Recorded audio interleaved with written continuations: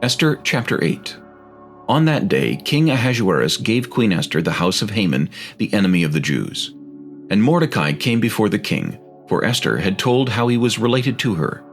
So the king took off his signet ring, which he had taken from Haman, and gave it to Mordecai, and Esther appointed Mordecai over the house of Haman. Now Esther spoke again to the king, fell down at his feet, and implored him with tears to counteract the evil of Haman the Agagite and the scheme which he had devised against the Jews.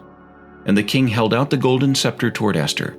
So Esther arose and stood before the king, and said, "If it pleases the king, and if I have found favor in his sight, and the thing seems right to the king, and I am pleasing in his eyes, let it be written to revoke the letters devised by Haman, the son of Hammedatha, the Agagite, which he wrote to annihilate the Jews who are in all the king's provinces.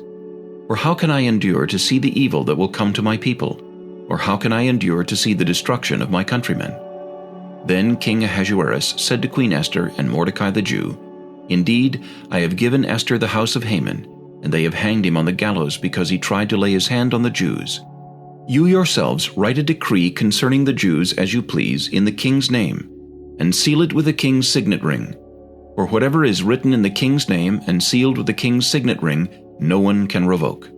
So the king's scribes were called at that time, in the 3rd month, which is the month of Sivan, on the 23rd day.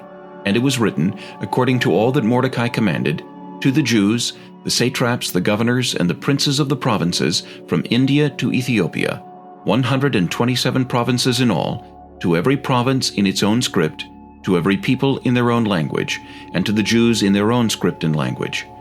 And he wrote in the name of King Ahasuerus, sealed it with the king's signet ring, and sent letters by couriers on horseback, riding on royal horses, bred from swift steeds. By these letters the king permitted the Jews who were in every city to gather together and protect their lives, to destroy, kill, and annihilate all the forces of any people or province that would assault them, both little children and women, and to plunder their possessions. On one day in all the provinces of King Ahasuerus, on the 13th day of the 12th month, which is the month of Adar.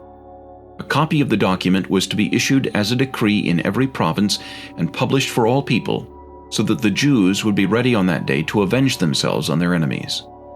The couriers who rode on royal horses went out, hastened and pressed on by the king's command, and the decree was issued in Shushan the citadel.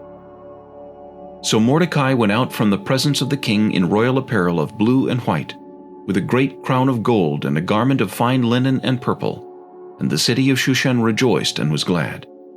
The Jews had light and gladness, joy and honor. And in every province and city, wherever the king's command and decree came, the Jews had joy and gladness, a feast and a holiday.